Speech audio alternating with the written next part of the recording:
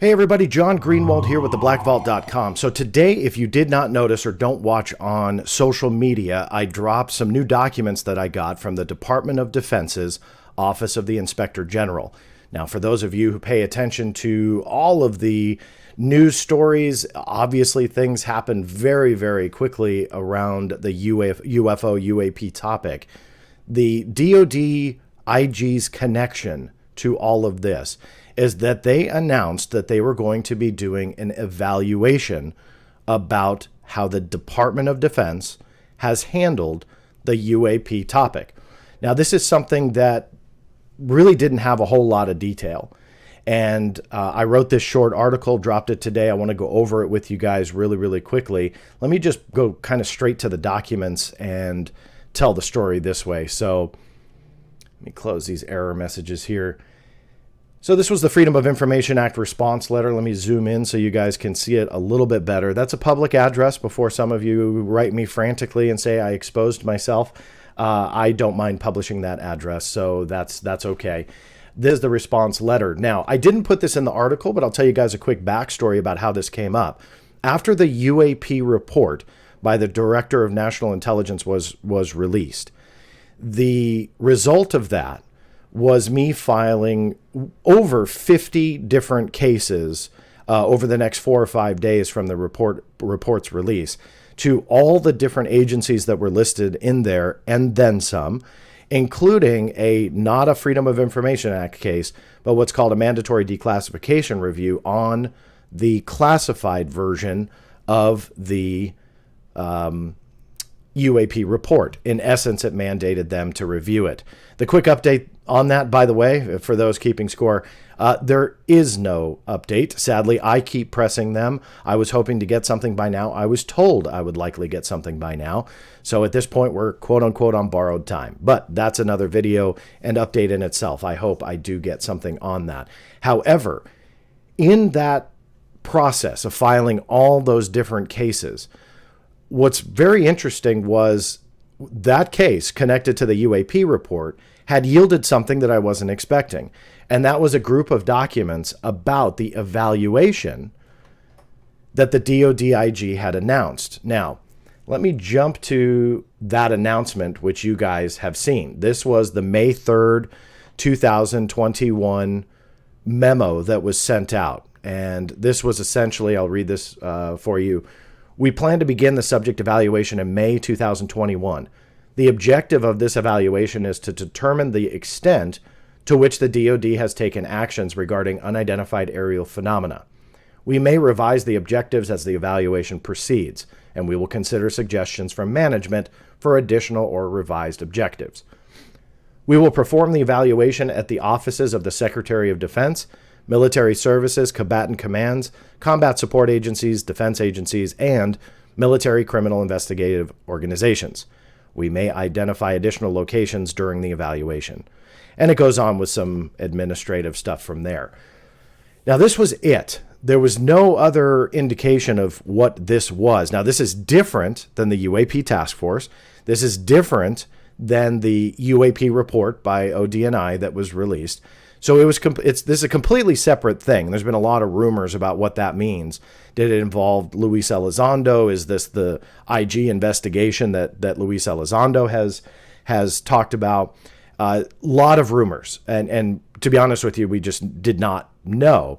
Even though we still don't know the answers to all of that, this document release shed a lot more light on what this evaluation was. Now, let me scroll back up. I know I'm kind of going out of order, but the reason why I wanted to jump to that memo was to kind of remind you guys what this was all about. Now, going through the Freedom of Information Act release, this is exactly in the order that I received it, meaning documents. And you can see here that it is a string of emails by a whole bunch of redacted people. Only one, who's Randolph Stone, that was visible. And I think it was because his name was already connected to this in a public sense. So there was no reason for privacy issues to remove his name. Everyone else, however, was essentially removed. This was about what they called a management entrance conference, which specifically focused on the evaluation of the DoD's actions regarding the unidentified aerial phenomena. You can see here it was an unclassified teleconference meeting going to be held at 10:30 a.m. on June 30th, 2021. As far as I'm aware, none of this was public knowledge. I hadn't found this anywhere, and so this was all new. In this email, again, everybody was essentially redacted. And here's the message. Good evening, ladies and gentlemen. We are scheduling a primary management entrance conference for June 22nd, 2021 at 10:30 a.m. We are also scheduling a backup management entrance conference for June 30th, 2021 at 10:30. There's only a need to participate in one of the two sessions. I will send out the invite for June 30 shortly. Please note the meetings will have different dial-in information. Now, this was sent out by the Space, Missile, and Nuclear Team, DoD Office of the Inspector General. So that was who was essentially leading the meeting and essentially is taking part in this evaluation of how the DoD handles the UAP topic. Administrative stuff I'll skip. I will, after this video, link below so you guys can see the exact documents. Now, here is the memo that I already went over. So that was attached to the FOIA release. I also assume that was attached to the emails as well. There's Randolph Stone's name, so his name was public. Again, why they don't redact anything when it comes to him. This was page 2 of that memo. That was just who it was sent to, and everybody was there. This was the surprise. This was the gem of the Freedom of Information Act release.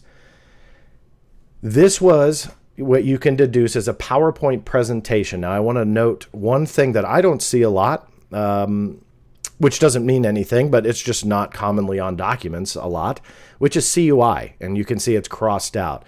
That is controlled, unclassified information. So even though that information is classified within U.S. government or U.S. military holdings, sometimes it'll have a CUI designation where it's controlled. So essentially they treat it as classified is the easy way to put that. So didn't hold a classification, but it was still controlled.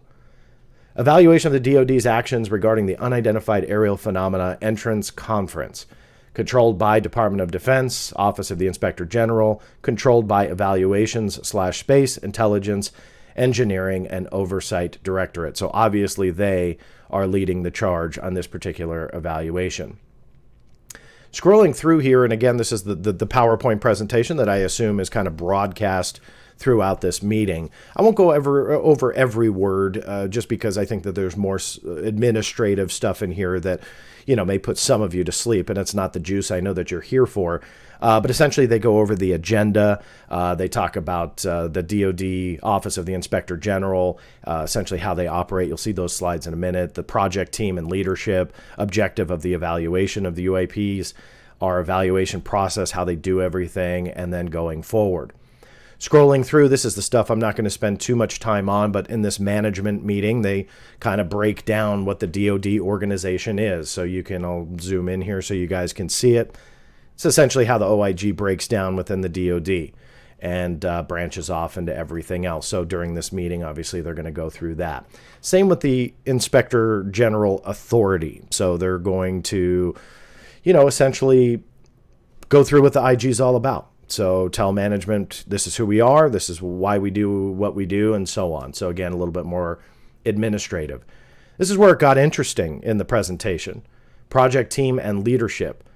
This, from what I can deduce here, is going to be who is managing the UAP evaluation. Also, information that's not known. Again, the scope or the size of the team and leadership positions. So you've got here at the top, Mr. Michael Roark, Deputy Inspector General for Evaluations. That's a name that, again, maybe I'm missing or forget something, had not heard of before. Randolph Stone, we've already gone over him. He's the one that sent out the letter. Then you can see everybody else is redacted and withheld. So there's absolutely no idea at this point who they are. But you can see where they are and the roles that they play. So Space, Missile, and Nuclear Division. Which I know many of you are going to have fun with the fact that division is playing a role in this. Space, Missile, and Nuclear Division. All hot topics within UAP conversation. Sensitive Activities Division, Intelligence Division, Research and Engineering Division, and then it breaks down the project managers, evaluators, and an auditor. So gives us a little bit of insight about how big this operation is. This is, or I should say evaluation, not op, but essentially how big the team is. This isn't one guy just kind of sitting down evaluating. It has what appears to be a very sizable team. Objective of the UAP evaluation. The objective of this evaluation is to determine the extent to which the DoD has taken actions regarding unidentified aerial phenomena. We may revise the objective as the evaluation proceeds, and we will consider suggestions from management for additional or revised objectives. That sounds familiar. That's directly from the memo. So nothing new there. This is where, yet again, it started to get a little bit more interesting because it was new information. The scope of this evaluation will include offices of the Secretary of Defense, U.S. Special Operations Command, U.S. Central Command, the services, combat support agencies, other defense agencies, and the MCIOs as it relates to the actions taken to detect, collect, analyze, exploit, and address UAP. That, to me, is one of the more interesting revelations from this document because the true scope of the evaluation was never known. They just said they were going to evaluate the DoD's actions. But what does that mean? That they're just going to look into what? How the press office worked? Lots of speculation there. But with this, it actually showed actions taken to detect, collect, analyze, exploit, and address UAP. So that gives more insight on the actual evaluation. We will conduct this evaluation by requesting information to understand the history, roles, and responsibilities, and any documentation regarding UAP, including policies and procedures for reporting UAP and reports generated by DoD and subordinate organizations regarding UAP.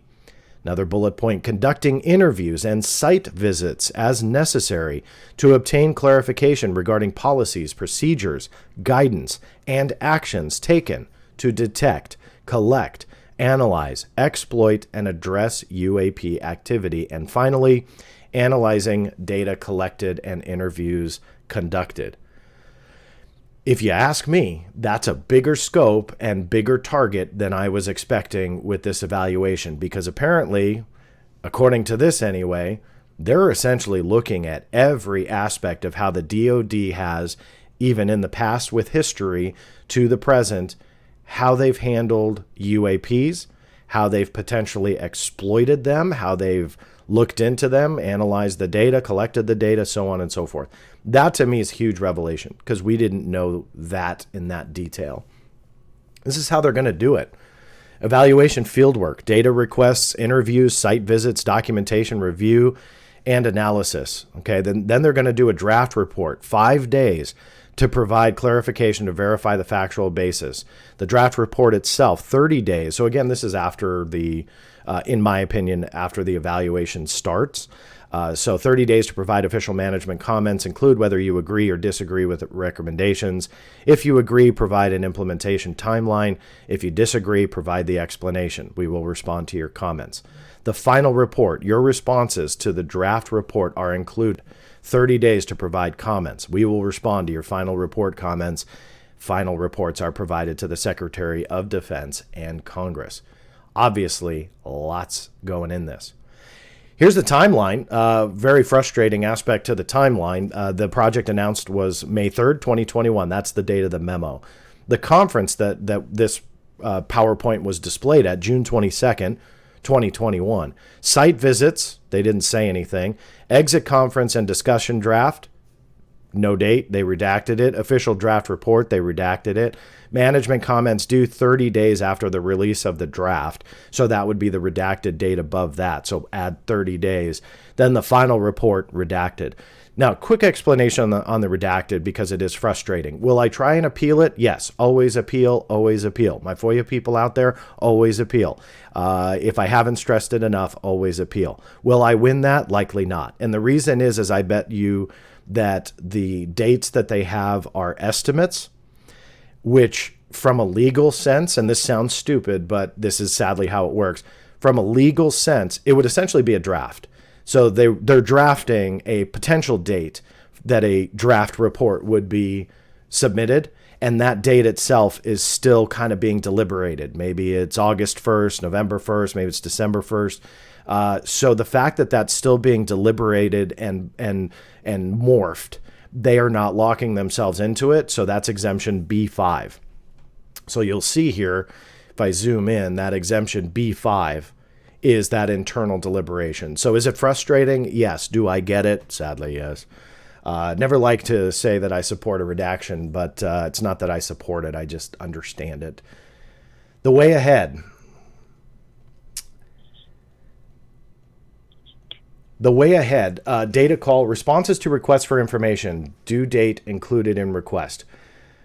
Begin teleconferences with the pertinent organizations, including Office of the Secretary of Defense components, service components, combat support agencies, and MCIOs. And then they have a slide for questions. So that is the presentation. This last page was just kind of a blank email, likely where the invitation went out or the attachment, irrelevant there, but there you go. So clearly we have some more information. We have a better understanding of the scope and what they are going to be doing with this evaluation within the DoD OIG. Now, is there anything groundbreaking in here other than the scope? Of course not. But what this does for people like me and all of us who want to research this and use the FOIA, now we have a blueprint to the paper trail that's going to be created. Before, we had to assume what that paper trail was.